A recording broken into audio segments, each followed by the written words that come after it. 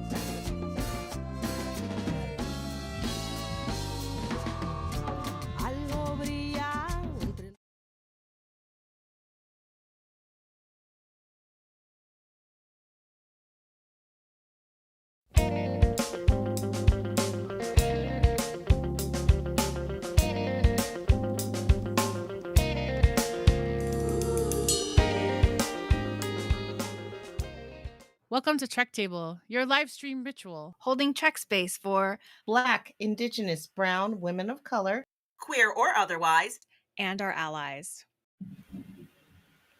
Hi, I'm your host, Dayla, and today I'm holding Trek space for empaths like Dr. Culber who are trying to do their best for caring for all of the people that they love while still caring for themselves. And I am your co-host, Claudia, and today I am holding Trek space for complexity. Hi, I'm your co-host Maya, and I'm holding Trek space for all those just trying to make it through the end of a year on a calendar that was made by humans. Hi, I'm your co-host Maiamama, and I'm holding Trek space for making amends. Yeah, so I'm going to say welcome to everybody to the Trek table. Thank you all for being here. Thank you, co-hosts, for joining us. We want to start by acknowledging that our teams for the Trek table are on the unceded lands of the Tongva, the Chumash, the Quiche, the Ohlone, the Puyallup, Pawtucket, and Massachusetts people. We are grateful to the Indigenous stewards of these lands, the ancestors who've come before, those who are here now, and those who have yet to come. We invite our viewers and our listeners to discover whose land are you on, and that you begin your process by acknowledging that as well. So let's everybody go ahead and think about this land, think about these stewards, and go ahead and take a breath in through your nose and out through your mouth. Thank you all so much. Thank you all today for joining us for this conversation as we hold Trek Space for Women of Color here in front of our live digital audience on the Outside In Theaters YouTube channel. What's up to all our friends in the chat? Hey, so good to see you. We see you, Satterfield. We see you, Project Aware. We see you. Super excited to see folks there. And we want to say thanks to all of our friends who are also listening on our podcast as well. Our opening track is titled Chicana Skies by the band Quetzal off their album Quetzal. You'll be hearing several tracks by Quetzal throughout this episode of Trek Table. Follow them at Quetzal Music on Instagram and see our show notes or the chat for links to their merchandise and more. Yes, and we want to welcome everybody to episode 37 of the Trek Table. We're so excited that you all are here. Thanks so much for showing up for this conversation with women of color. We are assembled today to discuss the Star Trek Discovery Season 4, Episode 5, The Examples. We want to welcome everybody back. Super happy to see all of our co-hosts. Welcome to our friends in the chat. Today, we're going to dig into this episode in a couple of different ways. We have a really great episode. We're going to talk about empathy and empathy for the empaths and how our caretakers being taken care of. We're going to talk about justice in this episode and like all the different ways that this episode is asking us as a audience to think about justice and what does justice really look like, feel like, sound like. And lastly, we're also thinking about science. Did Stamets get a little bit too much? Is there literally a moment where we need to stop people in an experiment so that lives are saved, right? So lots of chunky questions today. We really want to know, when is the experiment a little too much? And if you are as happy as we are that Trek Table is holding this space for Discovery and other Trek fans, we invite you to share that joy with us and become a supporter at patreon.com/TrekTable. One-time donation or monthly small donations, big donations to keep this work going. And we are so glad that you are joining this BIWOC Trek conversation, BIWOC Trek conversation. Hello and welcome. So that we can build with each other, we want to ask you, how do you enter this conversation as a Star Trek fan? Are you Star Trek curious? Are you a newbie or are you an OG Trekkie? You from a Star Trekking family, Star Trek fam, Star Trek zaddy, Star Trek baby? Let us know in the chat.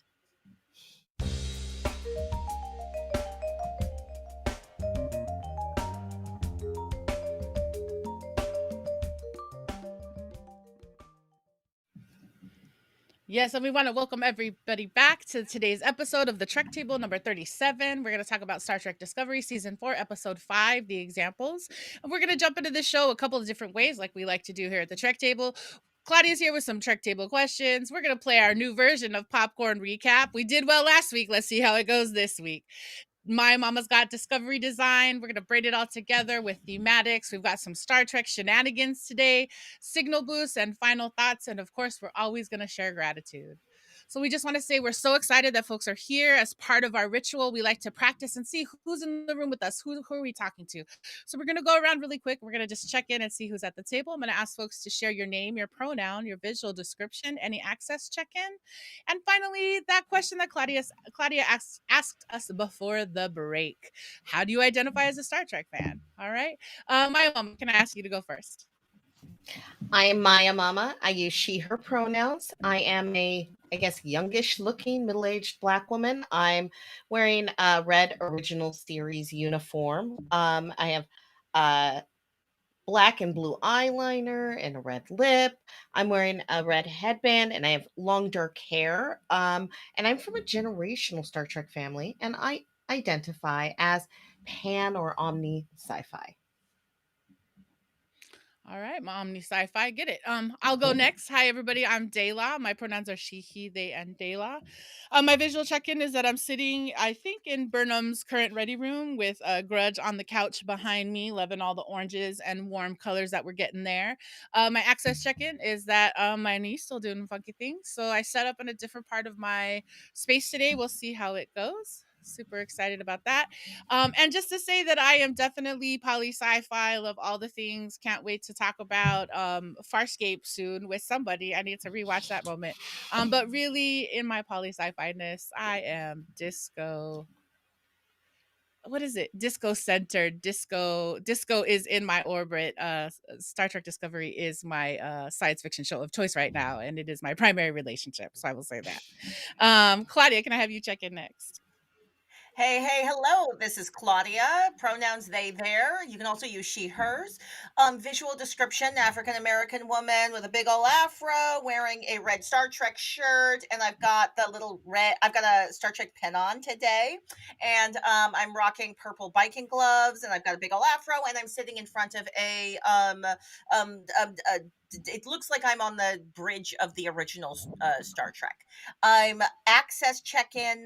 I've got allergies, so you might see me with a little tissue where I dab my eye or my nose because of my allergies.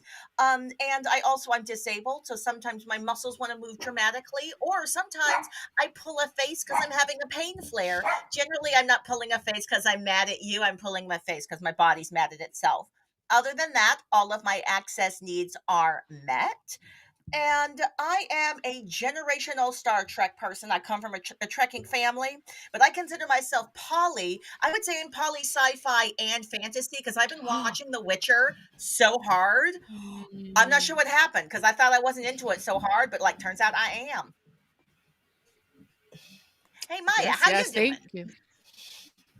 Hi, I'm Maya. I use she, her, hers pronouns. I am a Latinx Guatemalan mestiza. My hair is very magenta, extra magenta today. Wearing purple lipstick, and since I've heard a little mention of the emerald chain, I decided to try some green eyeshadow today. What else? I just got my booster, so I'm excited about science, and but it's making me feel a little tired.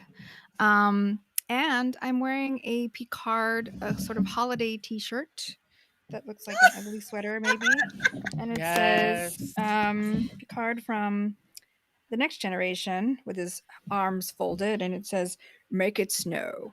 I don't know if that sounds like him at all. I think it's kind of sounds more That like did. Excellent. That was Excellent. really yeah. good. So so I don't know. I identify these days as kind of like Poe, the reluctant queen of a planet, with a dash of courier trek. Trying to figure out whether I want to work inside or outside the system to make a better day. Mm. Yes, all of the things are true. Thank you so much, Maya. Thank you, Maiamama and Claudia, also for checking in. Our chat, there's a whole lot of friends in the chat. What's up to Tien, who just joined us in the chat? So great to see folks. So happy to have you. Project Aware, we missed you too, but glad you're here as well. So all the friends are in the chat. Feel free to say hi if you are just lingering. All right, so the last little bit of business that we do here at the Trek Table before we actually jump into these conversations is we just want to review what our Trek Table agreements are. All right. So we want to welcome all who enter, whether you're a newbie or raised in a Star Trekking family or a generational Trek family. Welcome. We want to build this space together. Whether you use Trek Table as your nerdy exploration or as a part of your self-care ritual, Trek Table is a weekly space to put down the world for a second and come into Trek space. This is a space for Black, Brown, Indigenous women of color to be a fan, a geek, a nerd, and explore the vastness of the Star Trek multiverse.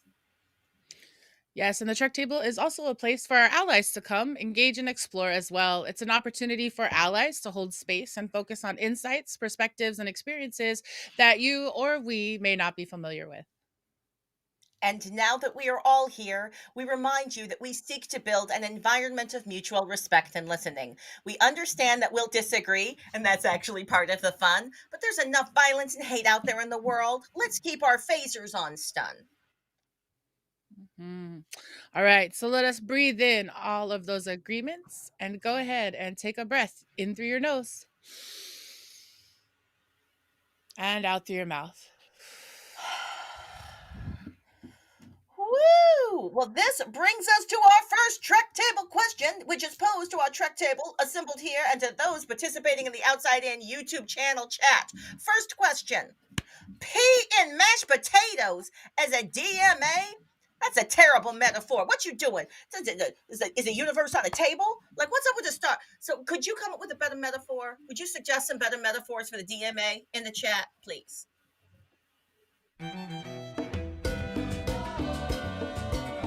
Mira que regresa el maldito. Viene con las manos llenitas de piedra que no quiere arrojar. Welcome back. So we got our question, Trek Table question number 1. I'm already giving this person a little bit of zazz. Pea in a mashed potato as a DMA is a terrible model. I'm pretty sure he would react badly to me giving him this critique. Let's do this as a group. What would you do instead if you were going to give us a model of the DMA? I mean, and actually, give me a moment. We've all experienced mashed potatoes as a metaphor for a thing, and like there's a movie with a spaceship, Richard Dreyfuss, he makes a mountain out of mashed potatoes. We've seen this before. Just come up with something new. What's this doctor's name? What's the scientist's name? Tarek. Tarek. I keep wanting to accidentally say Tuvok, so thank you. Tarek, you got to do something better. So y'all, do you have a better suggestion? Mashed potatoes and a pea. Come on. What, you got something better? You know what? I wouldn't use food as a metaphor because I think that this is some sort of power play. I think he's just trying to make them think he's smarter by explaining it in an oversimplified way. And I think he's gaslighting everyone into thinking that he is the smartest boy with the best toys in the whole world. I might have opinions about him. Mhm. I'm just wondering if the writers have an experience of somebody being like, your play is like this plate of mashed potatoes, and your point of action is this pea. Maia, what's your? Do you have a better suggestion for this, Maia? No, just the mashed potatoes on the console, gross. Clearly trying to step out of the box, and be like, Wait, what just happened? Sorry, a bunch of things just fell. Dramatic triples. Yeah, triples. So I'm just gonna start that part again. So mashed potatoes on the console, super gross. Trying to be outside of the box and be like, I'm the cool guy who's gonna pull in some mashed potatoes around all this electronic equipment. I don't know, they don't have wires, but really he had programmable matter and all of the things he could possibly have pulled. He could have made a quick model. Yeah, it did make me think of trying to be like science informed, and that the DMA itself, I was trying to figure out like how do we're trying to make all these decisions these days, during a pandemic. So trying to figure out how to explain things simply so that we don't have to do like 10-20 years of research. But not mashed potatoes. Not going to use mashed potatoes. I will admit, I do love a funny metaphor where they're like, "Oh, it's like this simple thing in the world," and the scientist goes, "Oh, right, I understand it." And I love that joke. I love that the plot point. I'm loving the audience as well. They have said maybe the holodeck, but okay, audience, a Scotch egg, because you got that Scotch egg. It's been marinated, right? But then it's also covered in like a bready covering, and then that is deep fat fried. I think that and the sausage, yes, the sausage, y'all. All right, so we might want to go deeper into this Scotch egg metaphor in a future episode. Well done, audience, you are brilliant. Dela, do you have a different metaphor? If you were trying to help Stamets out, what would you do besides some dirty mashed potatoes on the console? I would ask the computer to generate a rubber band circa 1999. That's like a giant, maybe an 8-inch rubber band that you would use to push your balloon and make it bounce on your hand. So I would use the giant rubber band. And I would also ask the computer to make me a wire hanger so that I could somehow suspend something from the tip of a wire hanger and pull the rubber band around it to try to create the the eye looking thing of the DMA. Whoa! But Oh, that's this is deep. also after I've listened to everybody else go. So That's amazing, though. Like when you brought up that wire, I was like, no more wire hangers. Like I didn't know how it was going to come in. That's but I like science that. fair. That's that is science fair. I like that's it. totally science fair. Y'all just so a little smart. science fair. All right, y'all. In the future, I think we are going to be exploring the Scotch egg idea a little bit more. I'll be fully honest. I asked y'all hungry. because I was mad at the mashed potatoes, but I actually didn't have anything better. I don't get the DMA. I'm so confused. And that was our Trek table question number 1. Woo.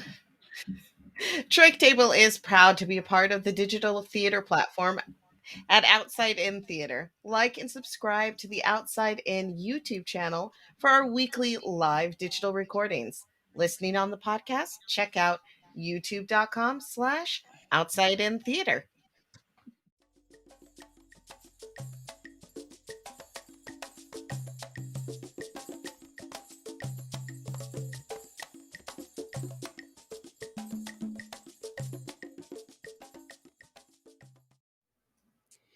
And with that song Matanzas by the band Quetzal, we know that it is time for popcorn recap. For us, this game is simple. We have 2.5 minutes to share chunklets of plot from the 4 major plots as we describe them from this week's episode. Today we are discussing Star Trek Discovery Season 4, Episode 5, The Examples by Kyle Jarrow, directed by Lee Rose. Yes, and we think that popcorn recap is funny because Maya's a Star Trek newbie-ish, kind of Star Trek fresh, I believe you gave us last week. Maiamama comes from a generational Trek family. Claudia can't remember proper names, and I love all the minutia. All right, Ariana, please set 2.5 minutes on the timer. Can we get it done? Incoming transmission. Yes. So the very first plot we understand is that the DMA is flying towards a planet or a system called the Revnik 5, and it basically looks like an island with a bunch of rebar and blue lines, and there are 1,600 people on this space, and they have to evacuate at least 1,200 because 400 have already been taken away, and they have about 4 hours to try to get 1,200 people off this planet. Oh, and Commander Reese wants to help lead the evac team, and there's also these prisoners known as the Examples that the magistrate doesn't want to touch. And then on the ship, on Discovery, Culber is like, you know what? I should seek help as well. So he totally gets some therapy from Kovich, and Kovich is like, hey, let's do this quick. I'm in a hurry. And then he's like, also, we're going to do it fast. You want it rough? I'll give it to you rough. So it's just like real, like, hardcore therapy, right? And then later on, he like debriefs with his man. So him and Stamets in bed just debriefing with each other, and their acting is so good. So I totally asked Wilson Cruz online, how did they do it? And he said they don't even rehearse. What? And then Burnham and Book, Book needs to feel useful. He's still not a part of the Federation. He's just, Federation boo. So he needs to feel useful solving problems after losing his home planet. So Book and Burnham takes him with him to go save some prisoners.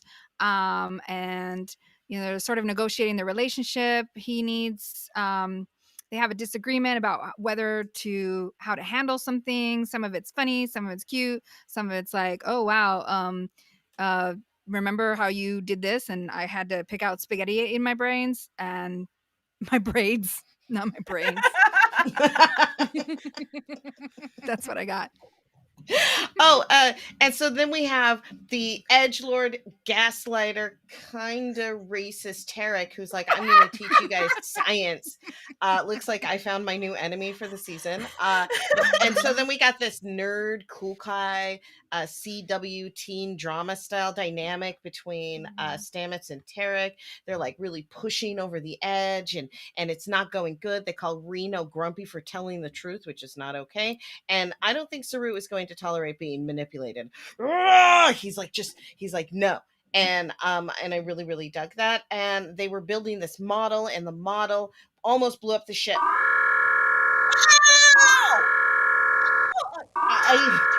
I get everything? You did it. You Yeah, did it. you got it. No. Yeah.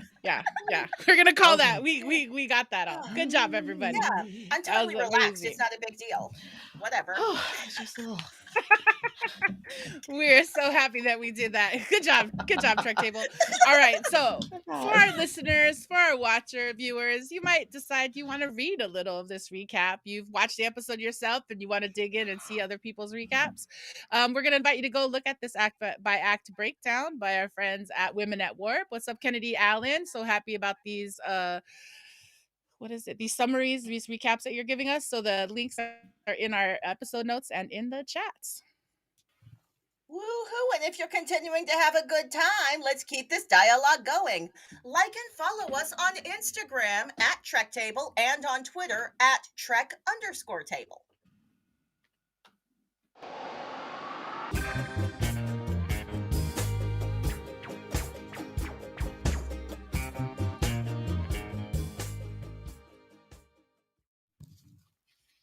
Welcome to Discovery Design. We've seen some beautiful and amazing design elements in this episode of Disco, and Maiamama needs to dish about what you and the ensemble panel think about them. So let's dish. Dela, I would love to start with you on this asteroid planet. We see lots of beautiful warm colors, the rocky terrain. What spoke to you? I realize I said it a little bit in recap, but yeah, it looks like an island, and the blue kind of force field shields look a little bit like rebar from far away. So it felt like very like reclaimed yeah. colony of destroyed things that got pulled together and seemed to be like an island chain or a archipelago of sorts. So I would say I would describe Revnik 5 as a desert archipelago in space with a lot of tech. Ooh, that's nice. That's beautiful. Well, you are Thank you. a lover of minutia. And I Yeah. know that you noticed that star map, and Claudia, you did too. We had a star map of the new Federation, right? I could jump in here really quick. I was really sad CBS and Paramount did not release images of this map. I know it's a lot of visual effects, but super awesome. I also am just curious how many other Trekkie nerds are like, I wanted to pause it. I think Claudia, you and I talked about like I paused it because I wanted to count all the planets. I wanted to see who was in the Federation and to understand Starbase 1 to Starbase 2. I don't know, Claudia, if you had similar. Well, I'm just thinking I would 100% have that as a poster on my wall, like the entire universe with all the names. And I 100% paused it and then put my face really close to the screen, like that was going to make it more legible to me because I wanted to see the names of planets. Yes. I love that. Just put your face close, and that'll make all the pixels make sense. That just makes everything work. Well, thank you so much, Dela. Now, Claudia, I'm going to move to you. Did you observe anything interesting about those bugs? Perhaps how the carapace looked, or those click, click, click, click, click, click, click sounds? Ooh, yeah, they were so creepy. And what I love is that they were like they weren't actual bugs. They weren't real bugs. They were like machines, and that's why Book couldn't like vibe with them. And then like it's just like, oh, scary bugs. But then they turn into these like flying frisbees of death. They're like, "Ugh," like saws, and that was cool. I love that. Can I say if there is a video game for this episode, I definitely feel like there has to be two. It's a 2-player game. There's the shooter that is the Book And then the character, person and then who's there's doing the Michael was doing. decoder. Yes, that is Burnham. So I would love that 2-player game in the future. Oh yes, absolutely. And now Claudia, did you notice how the DMA looked just a little different? It looked different in this episode than we'd seen it before. Well, I've been thinking of it as like that, like it seems more scary than the Death Star. Like it seems like it's this hardcore thing, but I've been having trouble like imagining how big or how small it is. And in this episode, it seemed like it was on fire. Did anyone else notice this? It seemed like it was on fire. Well, the color Yes. changed, didn't it? From it was from to blue. It was a lot bluer. Yeah. It made me very But it also looked like a curious. star at one point, right? Like I don't Yeah. remember Yes. when the DMA went to Quajon. It looked more like that rubber band. That's where I got the rubber band images. It felt like this weird rubber band that then just got fatter as it absorbed the planet or it pushed, So that's what I was confused about is now we're seeing the DMA act like a star almost. And that was where I was curious about. Maybe it's changing its form now that it's absorbing more and more matter, or Mm, something. We don't know mhm. what's going to And happen. I might be dumb. I just said planet eater like that's a thing. Like it's There actually is eating a planet planet. eater. There was an actual planet eater in the original series. Oh, all right. So I was Mm. pulling Yeah, from Star Commodore Trek. ran his ship Okay. into it. Remember? Oh, it. We'll go over it another time. It's all good. Well, thank you, Claudia. I appreciate your input. Mhm. Maya, did you have any favorite design elements from this episode? Something that just spoke to you? I don't know if it was actually a favorite, but I was just thinking about the prisoners, the location of the prisoners, and this. There was kind of like a circular or maybe like hexagonal, and lots of, you know, chains and their little bunks, and it was all open. So I thought, it was almost like a warehouse, but also, they were being watched maybe from above. It gave me very Foucault panopticon kind of vibes, like of always being watched, but not really sure whether who's doing the watching. So Oh, that's what I was thinking about. I like that. Yeah, it was kind of a disturbing space for to be confined in, just to know that just the complete lack of privacy too. Um, that's really well said. Thank you so much, Maya. And that is Disco Discovery or Awesome. Discovery Design. I don't know what I'm saying. I like Disco Discovery. That's what's up. We also want to give shouts out to our friends in the chat. Curiosity Paradox is not convinced that the DMA was created out of malice as a weapon. So all these things. All Ooh. right, but so many Ooh. things to talk about. We do want to take a quick second and give a shout out to all of our podcast subscribers and listeners. If you're watching, you can find us on Apple, Google, Libsyn, Spotify, wherever you find your podcast. Please don't forget to like and subscribe for all of our podcasts. And as we head into our next musical break, I'd like to share with you Trek Table question number 2. Would you have forced the prisoner to break his penance, or would you respect his choice, like Burnham did?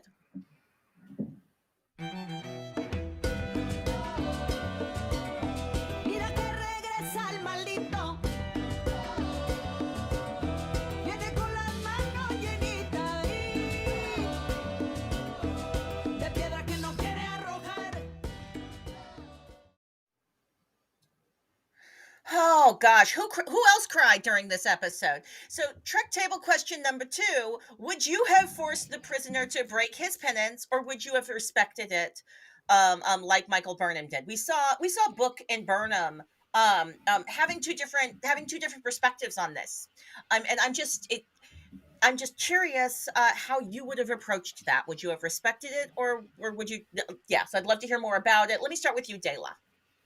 I mean, I think I was definitely having feels like Book. I will acknowledge, I just felt like there was so much wisdom in this person that I just felt like they maybe as a place needed to listen to Felix's wisdom. But once Felix was like, "This is my will. This is what I want," I agree with Burnham. He has his own subjectivity. How are we going to take away his agency? So Hmm. I would respect. And I'm assuming everyone in our audience has fully seen the entire episodes and knows that this is the moment where everyone else has escaped, and then Felix decides to stay in captivity because he wants to continue that penance, even though the planet might get fully explode. He's just like, if it doesn't explode, I'll be here when my jailers return. What? Mhm. All right. So I think you hear what my perspective might be. Maya, would you respect the choice, or would you want to do it like? Would you want to do what Book wanted to do? It's really interesting because the previous lesson, um, Burnham is all about, no, everybody, we save everybody, and at the beginning of this, we're gonna rescue everyone, right? But I think it's this moment where maybe she's learned from the Kobayashi Maru, or she's also, Mm. has also made mention in other moments of respecting different ways of being, so so I think it's really hard for Book to leave anybody behind because it's what he's lost. But I would absolutely respect his empowered decision. And he has no trust that the Federation will treat them any better than their jailers, right? So he says that very clearly, and I think that that's the other thing, is that they weren't even going to they were going to leave them all behind, and he has his own thoughts about what he deserves because of what he did. And I don't know. I mean, I believe in like life, for forever, that nobody should be left to die, but also empowered choices, and they had to make that choice within that short period of time. Well, I feel like the audience is with you. We've got Curiosity Paradox echoing Delaw's comment about he has his own subjectivity. We've got Satterfield saying he tried to convince him, but you have to respect his choice. He tried to convince him, but like after that, Maiamama, what would be your take? Well, for me, this is about respecting his bodily autonomy and personal agency, and this isn't really about justice or penance. This was not her choice. This was no one's choice but him. And it would be a complete breach of the prime directive to force your own choices, and that's horrible, and it's heartbreaking, and it's not an easy choice. But it was never ever her choice to take him. That was never going to be an option. And I agree with that. Yeah. Amazing. Well, y'all, I am in the minority and I think I'm wrong. I think that I would make the wrong choice. And then, like, they'd have to have a Star Trek intervention with me, be like, you can't be captain anymore. Because I would 100% have, because, like, this is what I witnessed. I witnessed Felix force Michael Burnham to make a better choice. Because Michael Burnham was like, I'm going to save you. And he was like, no, you're not going to save us so we can be in jail some more. No, you're going to make something better happen. And then they did. And I go, oh, Felix has been caring for all those people in captivity. There's so much wisdom there. Why can't he be jailed some other place? Why he got to be jailed there? So I would have been like, yo, I'll lock you up. I'll keep you locked up for the rest of your life, Felix. I got you. I will put you away with a lot of other people so that you can also help them perhaps to figure out this penance thing, since it's working out so well for you. So and also I just feel like on that planet he's been getting gaslit, and like he's not thinking straight. Book says it. Book's like, he's not thinking straight. I'm with Book. Yeah. Book was right. I agree with Book. You all agree with Michael Burnham though, and she is captain, so you're probably right. And that was Trek Table question number 2. We also want to thank you all for listening and watching. Hello. Head to trektable.com to get first look at our Trek Table questions, inside scoop, and more when you sign up for our mailing list at trektable.com. And now it's that part of our show where we get to do a Trek Table dance break. I'm doing the Saru. This is the Saru dance.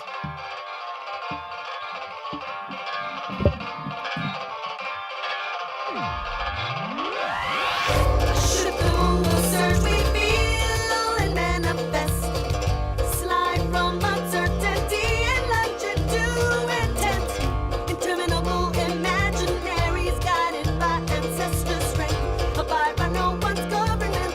We below into the left more. We see more. Whose life is this for?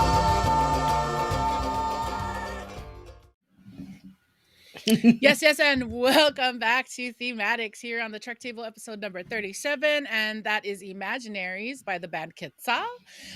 Here in Thematics, we like to braid it all together, give us a chance to dive into these themes, get into more of what we've been talking about in the show. That Trek Table question number 2 was very juicy, so we're going to talk a little bit about justice in a minute. But I want us to start with this idea of empathy for the empath. It's something that we put out on socials this week. It was part of our newsletter conversation. And we've just been thinking about, we've been obviously loving on Culber this whole season, and we're all super excited about his journey and the way he's been able to translate his experiences and trauma and try to be there for other people. And then this episode, we started to see it at the end of last episode in those really beautiful moments of man of color empathy with him and Book. And here we are in this episode. He literally reached out to Kovich and is like, I need 10 minutes. I need to talk about it. And then when Kovich appears, he's like, no, I can't. I don't want to. So we get this interesting moment of empathy for the empath, how to help support self-care for the caretaker. And I just want to invite the table to kind of reflect on this journey for Colbert, also even Book, who's trying to, as an empath, take care of himself and figure it out.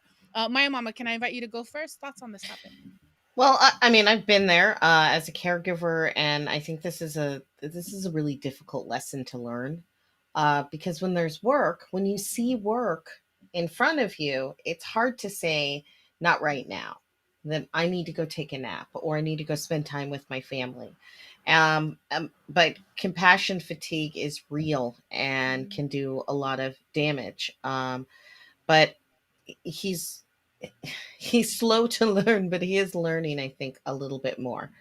He's seen the working a lot through his husband. He's seen ways that he can problem solve between the two of them about spending time and taking breaks together, and I think that that's really great.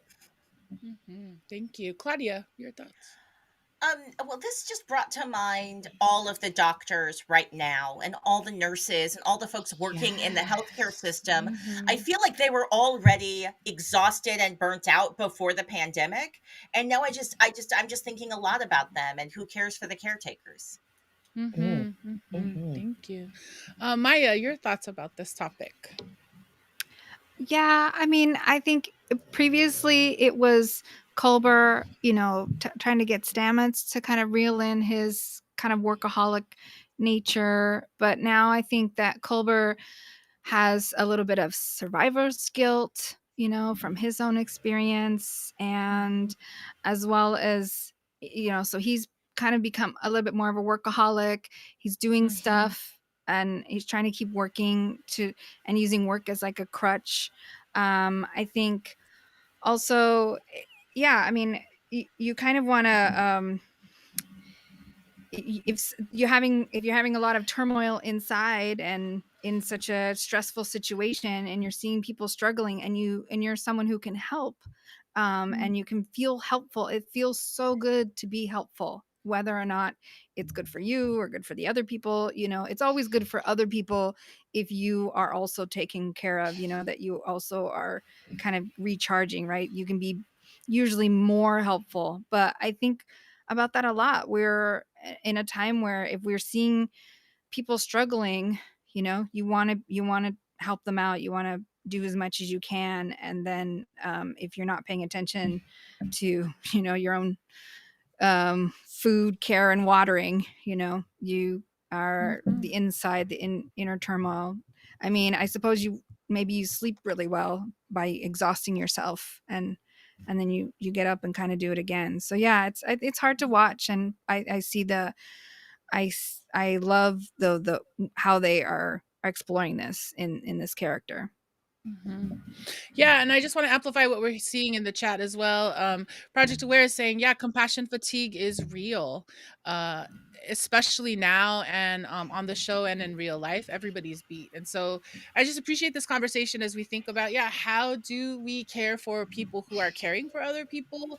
What are the ways that in the world we can be gentle with each other? Just, how do we keep supporting? And then for folks who are energy based in their work, I'm just curious, what are other ways that you can rejuvenate, re-energize, and stay grounded as the next set of things occur? And I just want to amplify something that I'm seeing from Rose in the chat. What's up, Rose Portillo?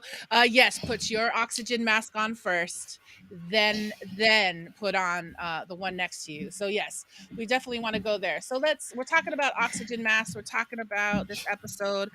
And we've talked a little bit about these empaths and how to take care of caretakers, but in this episode we also get new questions for us as an audience about where do we land with justice? What does justice really look like? What is it? And so in this episode, as we've been trying to explore on Trek Table through this whole process, we are excited, we are fascinated by the ways in which Trek Discovery gives us new views about leadership. It also gives us new views about punishment and justice. And so I want to talk a little bit about, are we feeling like this is a transformative justice model? We're having all these direct conversations. So I feel like I'm rambling on. So I'm going to go to Claudia first. Your thoughts about the unpunitive justice of this episode? Where do you land in this world? Yes. Well, it's funny. I thought that I was going to be done being obsessed about this in the first season, and now I'm back, just being really obsessed with justice and the carceral society. And I mean, honestly, Star Trek is post-colonial fantasy, so there's a lot of pieces of it that I like, but also I have to be like Claudia. You're looking at something that's kind of trying to give you a little maybe propaganda about how things work in the world when it isn't how they actually work. So a post-colonial fantasy, it has to acknowledge the reality of injustice, the injustice of like a carceral society, so that we can process it, but then it has to recuperate it by the end of the episode. So it's telling a story about how actually jails are good. How actually, when it's done right, people love jails. Jails are the best. And this episode does it really well, and I'm not sure how I feel about that, but I did like that they stuck the landing with some healing justice. Like she literally, her family tree was restored. It was like, I was like, oh, look at you being really obvious with the restorative justice. I like that.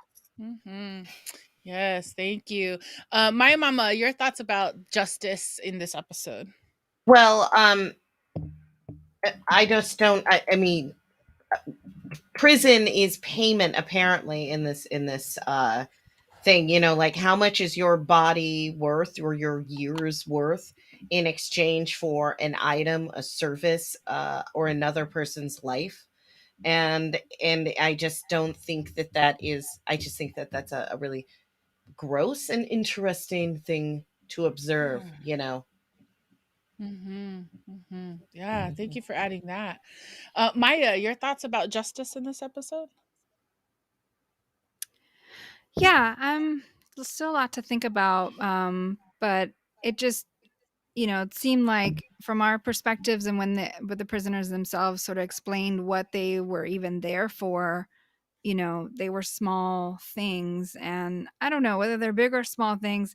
I just don't ever believe that prison is going to reform or rehab or really solve the issues in the first place of why people either do harm or steal an item or whatever, right? There's something else behind that. And so I think that it was really interesting, just the powerful moments of the so-called prisoners themselves, their opinions being taken into account in this sort of crisis situation. And Burnham being within the system saying, I'm going to advocate for you.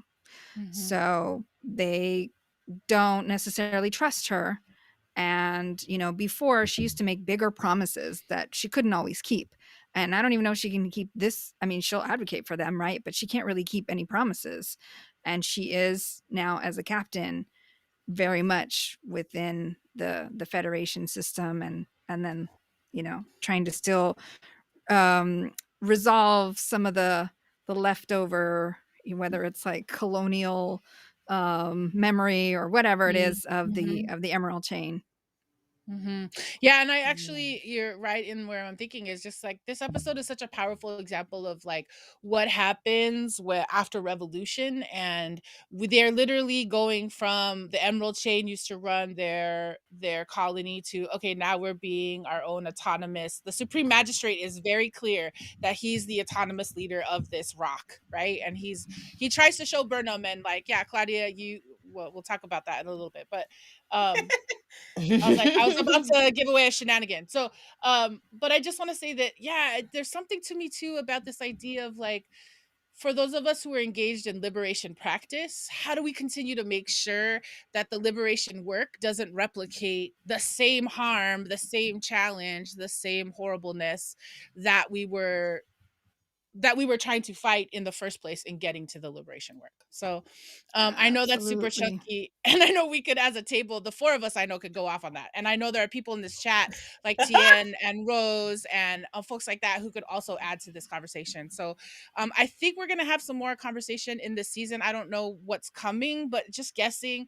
I want to transition to this third topic. We've spent some time in thematics today, and this third topic, I think I agree with something I heard someone say earlier today, which is I think that Tarek is the big baddie of the end of this season, or he seems to be set up for something. So I'm curious how we felt watching Stamets get caught up in the science again. I felt like we saw old Stamets. I felt like he found that drug that is, I want to discover a thing, and Tarek was just kind of egging him on. So I'm curious about, does he take it too far? Also, then we have that moment with Tarek at the end. We're seeing visually on the screen. Tarek's at this bar with Book. It can never be good. He's got rice and whiskey. It's not even synthahol. So there's a lot to talk about here as well. Maya, I'm going to invite you to go first this time. Your thoughts on this topic and the science of it all and all the things. Yeah, he seems very specific who he's talking to and how he talks to them, and so he's appealing to each one. Whereas, like, Tig on the side is like, "Yeah, no, I don't. You can't talk to me like that." Or Saru is kind of like trying to be, sensitive and supportive, but also no way. But Stamets, he latches onto. He's manipulative. He's pushy. He knows exactly what to say. And then also with Book, he seems. Book seems to see through him, but also somewhat identify with him, and especially as he sees the branding on the back of his neck, I think he seemed to have like a moment of identifying with him as being, kind of wanting, I don't know, like some sort of justice, some sort of revenge. Something's happening there where he wants to use the science for, he wants to be the one, and he's latched on to the, like, at least two people so far, to kind of get, the information that he wants. So yeah, he seems like the big baddie, but he also seems like there's probably some reason there. Somebody did something to him that made him that way, and that's where, when he's scratching the back of his neck, Book is like, "Oh, this is deep," Yeah. Thanks for those insights. Claudia, your thoughts about this topic? Okay, well, first of all, he comes from Risa. Risa is a sex-positive planet that's all about consent. Like, if you watch all the episodes with like Picard going there on vacation, like they're just trying to, like, it's a healthy planet. I recognize that they're all into like pleasure and stuff, but like their philosophy seems so healthy. So the unbalanced nature of Tarka is a gigantic. Is that his name, Tarka? I'm always gonna mess up his name, but Tarka, this seems really indicative. Tarka's unbalanced nature seems indicative of something. Also, there seems to be this sort of like really gross patriarchal competition. Like, I was watching it and I was like, why does Tarka not feel like he's from the future? Why does he feel like he's a jerk from the past? And I'm like, oh, it's because you're giving me I'm trying to be the best scientist for no good reason. I'm trying to win at something where it's like, who are you competing against? What are you trying to win? Why are you willing to blow up a ship to win? And then try to convince us that you're a narcissist so you won't blow us up because you won't blow up yourself. I love how he's like, I love myself too much to blow me up. I don't know. Okay, Maiamama, last thought about this. Okay, so guys, I think that he's probably fine, Tarka, and actually really a nice guy. I'm just kidding. He's trash. But I think about the temptation, the hedonism of a Ryzen, and the way that they're, the way that the Ryzen people are good at tempting people. That is what Tarka is doing.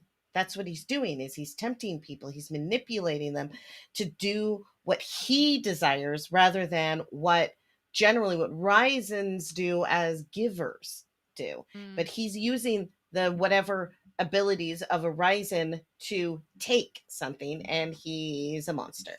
That's it. Okay. I Deep love all cut. those things. Deep cuts. All right. So I'm sure to all our friends in the chat, like there is so much we could be talking about. I see some snaps in the chat. I see some agreements. And I appreciate Table the way that you've helped us kind of open this up and really also do a little bit of Trekkie old school deep cut about Risa. And I'm just curious, a really quick question. Is the tattoo on his head, is that a Risa symbol? Do we know? Because it looks I similar believe to the so. title sequence. There's a symbol, there's symbology in the title sequence that looks similar to the tattoo um on T-Man's face. I can't remember his name now. So see, it's all working. All right. So Tarka. that's my Tarka. That is my deep cut question to everybody. Is the symbol on Tarka's face also part of what we see in the Discovery season 4 title sequence? These questions and more always we want to think about. I know we could go on. This was thematics for this episode. But before we transition out, I just want to let everybody know that Trek Table next week is going to be bringing you a holiday version of our show. We're trying to make sure that these busy, amazing BIWAC folks who come and talk on our show get a chance to holiday as well and have a little bit of a relax. So next Sunday, the 26th of December, we are going to be sharing some content that we get to record from you. You're going to get some behind the scenes view of how the Trek Table puts itself together. We'll have some conversations about this next Trek Table, or sorry, this next Star Trek Discovery episode, and we'll bring that to you on Sunday, December 26th at 4 o'clock here on the Outside In YouTube channel. And we are now heading into our final Trek Table question. I'm curious, especially with this beautiful audience and this group of human beings, how does Dr. Culber's journey as a caregiver reflect on your own? I'm just wondering if there were any moments of resonance that you were feeling and that you'd like to share with us. Mira que regresa el maldito. Viene con las manos llenitas de piedra que no quiere arrojar. Welcome back to Trek Table question number 3. And can I be real? I rarely feel like a Star Trek character truly embodies a story that I can fully relate to. And Discovery has so many moments where I'm like, why are you talking about my life? How did you put my life in the future? So I'm wondering if that's similar for anybody else. How is Dr. Culber's journey as a caregiver at all like your own? Let me start with you, Maiamama. Well, I guess like I said earlier, it's hard to say no when someone needs you.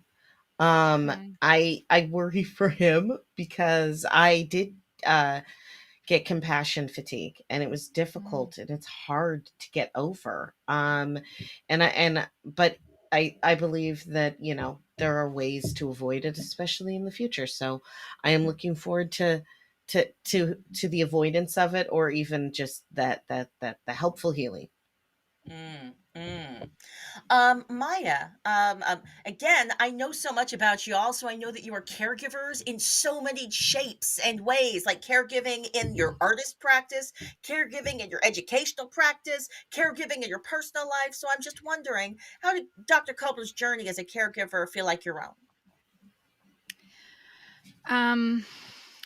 Yeah, thanks for asking this triggering question. But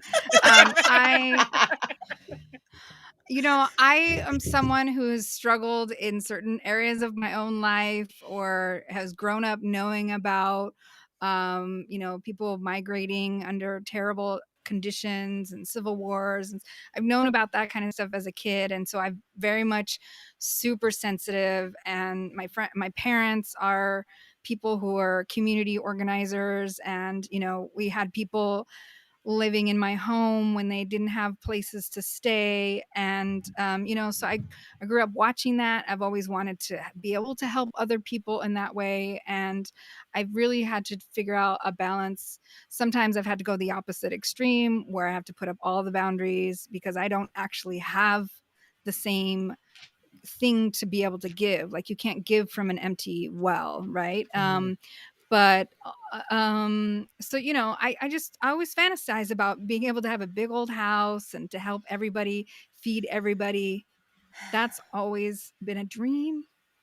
But as an educator, man, like, I've had homeless students this semester. Mm, I've had mm, everything, Mm. students who've been ill. mm, So mm, I'm at the same point as Culber, who's like, I feel better doing for other people because it's easier to help and jump in when you're like, look, this is easier for me because it's not my thing necessarily, but it's not always easy to just fix the things for your own self. You just want to rest and eat some mm. chocolate at the end of the day. So, Yes. or snuggle up with your boo. Seriously.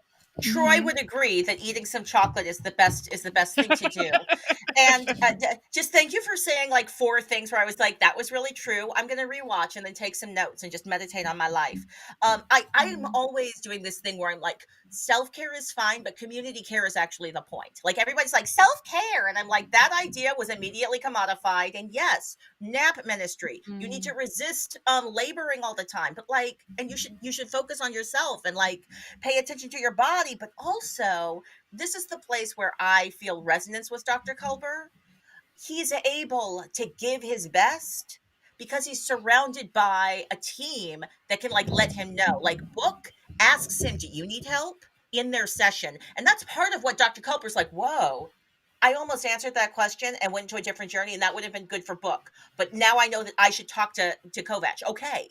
So yeah, I feel like I feel like you need community care. You need a ship to do it right. Dayla, did Dr. Culber's journey have any resonance with yours? None whatsoever. No, just kidding. None. I mean, I will say I have not physically died, but I think there is something about having your own kind of moment where the thing you love and care about shifts happen in your life. I'm thinking about a job I had coming into the pandemic that I lost in the middle of the pandemic, and the way almost I felt like a part of me died, right? And the way in which we've already been talking about how much loss people are dealing with, right? All these moments where it is about we are having to absorb and deal with so many things. And so, yeah, I think the thing that resonated the most about Culber that I also felt like I'm curious about exploring is this question of Culber says to Kovac, I'm lying to whoever sits in the chair across from me that I'm okay. And what I want to say to Culber is, are you lying, or are you also just, can you learn how to not lie, but be in the truth about where you are, but still be able to offer somebody a reflection, or still be able to listen and hold space? Like, how do we not move towards solution is something that I'm really trying to figure out. And just, to say to people, I just really want to walk alongside you as you figure this out. And just seeing different folks I'm in community with are in different choice moments in their lives about these next steps of their journeys. And so I'm curious how to be a Culber in that way. But also, like, we don't have to lie. We can tell the truth. And what I really hope is that Culber and Stamets continue to model for us truth telling, deep, radical honesty and truth telling in not just queer love situations, but community love situations and just in self love. So that's all I would And in say. leadership. And in leadership, like Yes. I'm grateful to be reminded that those who care for others don't have to be perfect. Like I think right now Culber is getting it confused because Culber thinks that he has to be just fully emotionally balanced to help other people through therapy. I'm like, I think it's okay for us, especially, I'm now talking about not Star Trek, I'm talking about this day and age. I think it's okay to be a little broken if the world is breaking us, and it's okay to heal out of that space. All right. Those are our Trek Table questions for this Trek Table episode of number 37. Yes, and up next, we are going to get into our newest segment, Star Trek Shenanigans. This is our Trek Table way of pointing out fun Easter eggs, spoilers, or those in-universes things that we as Trekkies might love, and things that we, especially as bi-walk Trekkers, might love. So we want to know, what did you see this week? This is Star Trek Shenanigans for Season 4, Episode 5, The Examples.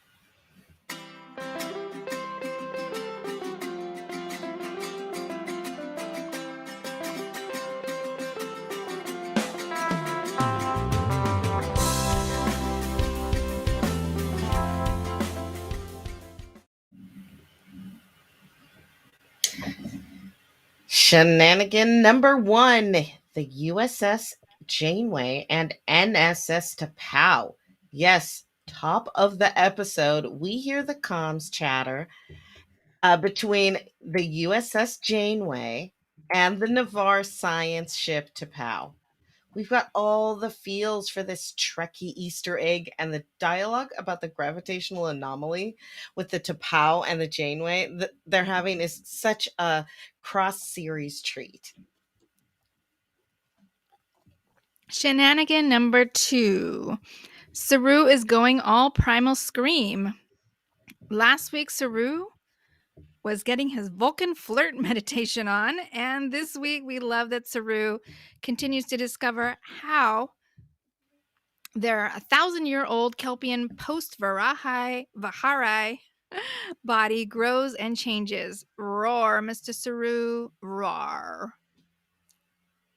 Shenanigan number 3, Reno with those one-liners for the win. Jet Reno never disappoints and always helps us see that this disco queer fam bam is so clear and so real.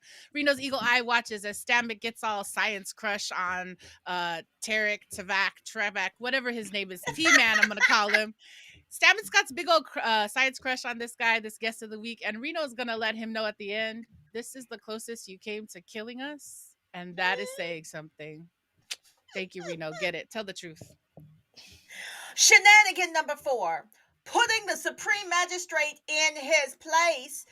There is something so satisfying about watching Captain Burton elegantly, efficiently, and seriously tell the Supreme Magistrate how it is now. He's a refugee, and he's going to be in need of some grace. Nom, nom, nom, nom, nom. Yummy. It's delicious. Like, there's tea, and this is cake, right? Because now your colony is fully destroyed. You're not in charge anymore. This is the ultimate in calling in and then telling them to step off of the bridge.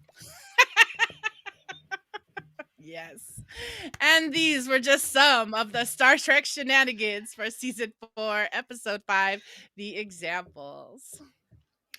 And we want to say thank you again to all our Trek Table newsletter subscribers and family for helping us hit our goal this past month. Visit the youtube.com/TrekTable to like and subscribe to help us reach the stars.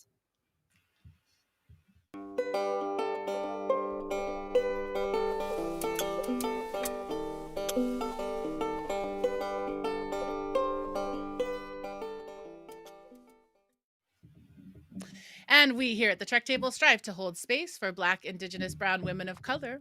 And here are some of the resources that we want to amplify and highlight for the women, for the work of women of color content creators, community builders, and world shapers. We have 3 today. Claudia? Trek Table is happy to uplift Native voices at the Autry's 11th annual Short Play Festival, in which Native playwrights from across the world answered the question, what is home? Home is family, broken, beautiful, and flawed. Home is the past that may haunt us to the future that offers hope. Home is a living entity that is in constant change and that will always be a part of us. Join us in celebrating the stories, dreams, and histories of 8 Native playwrights as they guide us home. Links are in the chat and in your episode notes.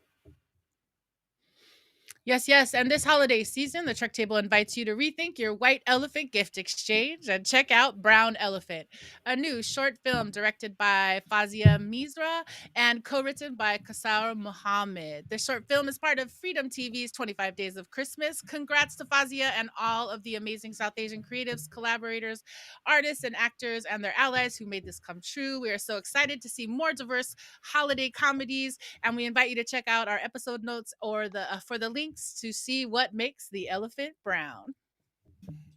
Finally, Trek Table wants to amplify all of our listeners and viewers. When you lead a fast-paced life and put everyone's needs before your own, sometimes you just need to take time to be still and listen to what your inner voice is saying.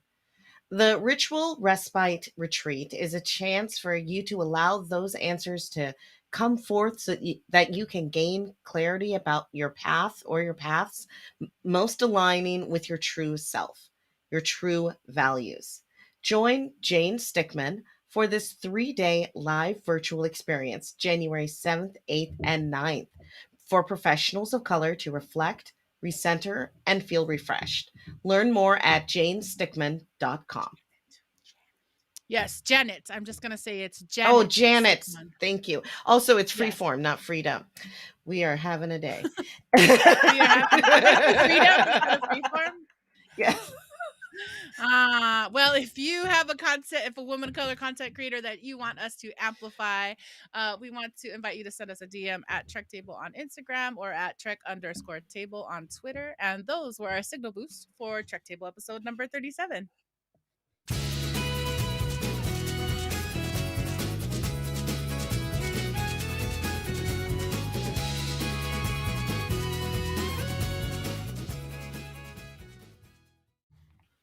All right, and we want to say thank you all so much for joining us today for our 37th episode of the Trek Table. As is the case every week at the very end of our show, we like to ask everybody to share their final thoughts. We want to invite our friends in the chat. You all have been so amazing today. Thank you for the love that we got from folks from Rose and Project Aware and TN for some of that thematics conversation. We want to invite folks in the chat to check out with us what's your final thought of this episode. And as we invite that, I'm going to invite the table to go around and share theirs as well. I'm going to come to you first, Maia Chinchilla. Can I ask you to tell us your final thoughts for Star Trek Discovery Season 4, Episode 5, The Examples?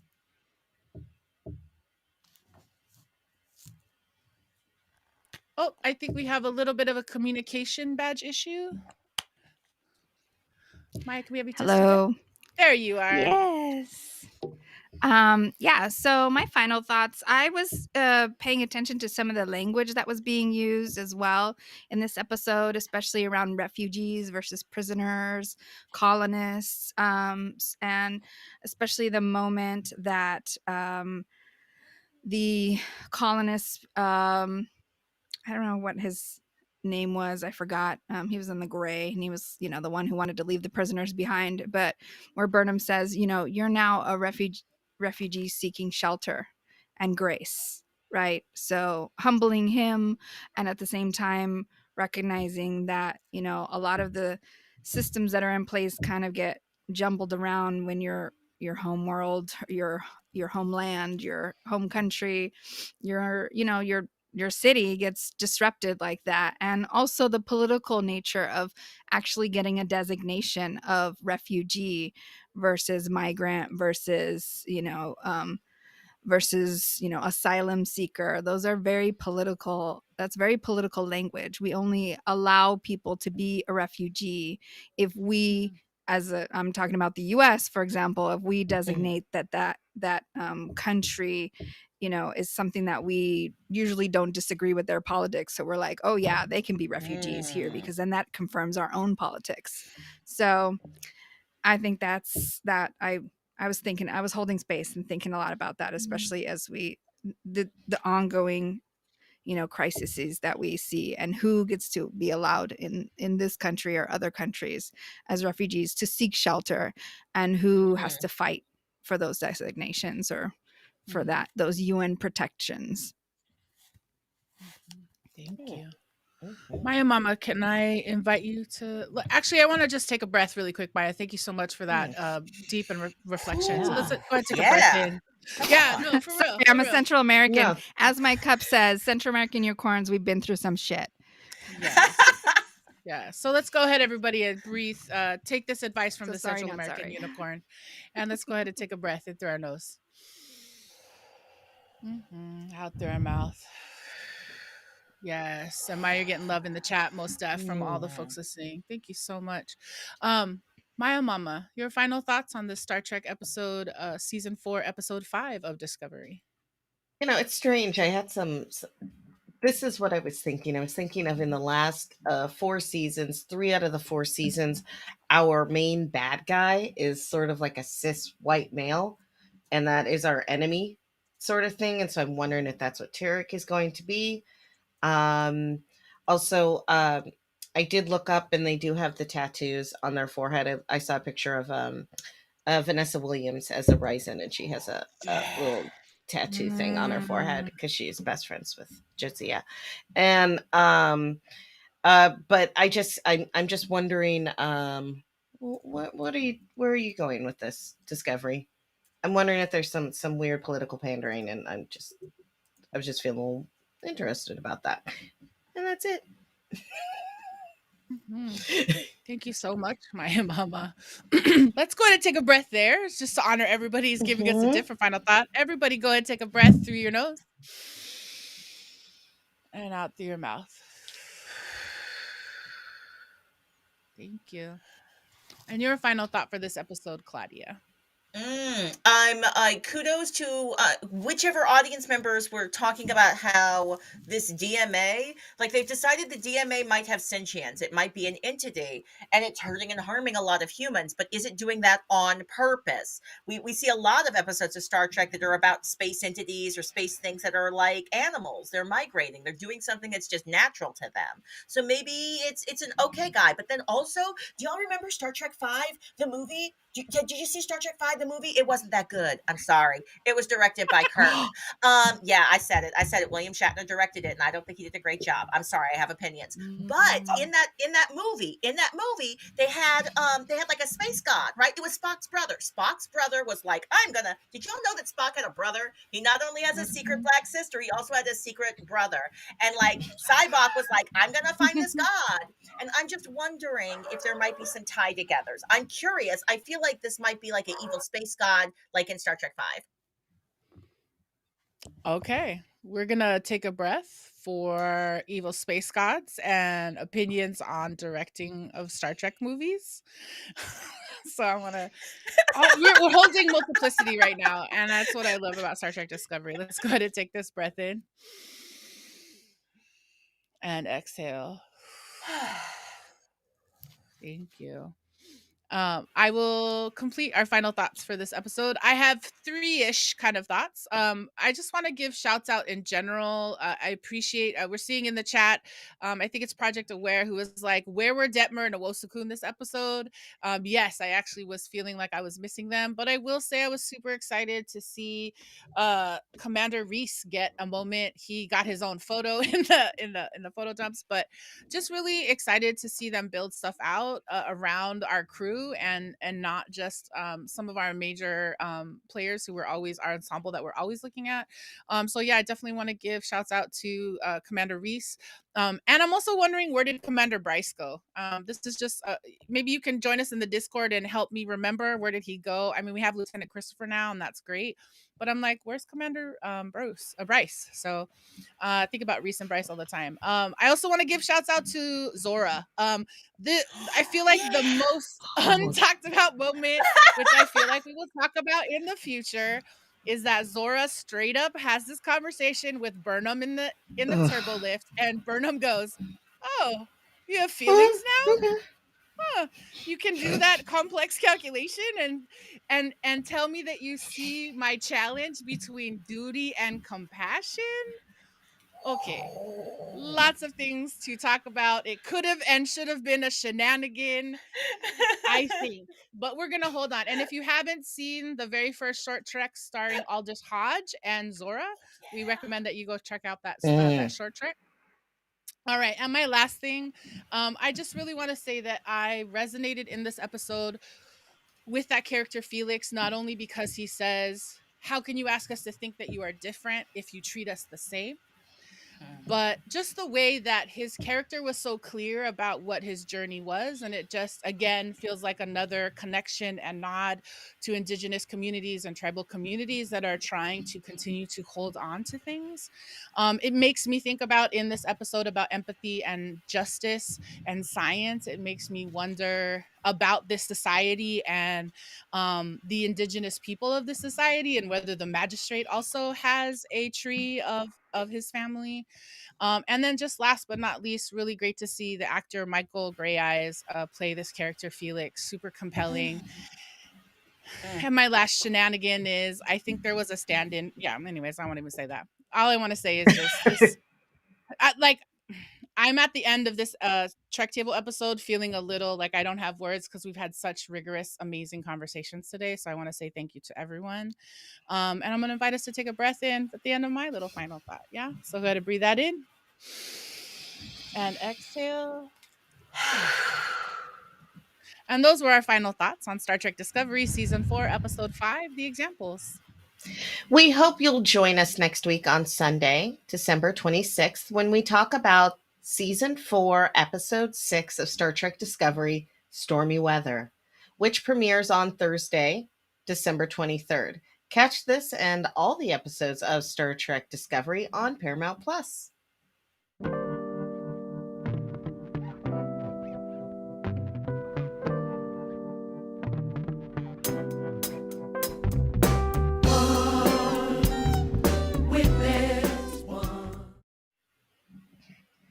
All right, we want to say thank you all for joining us today at the Trek Table.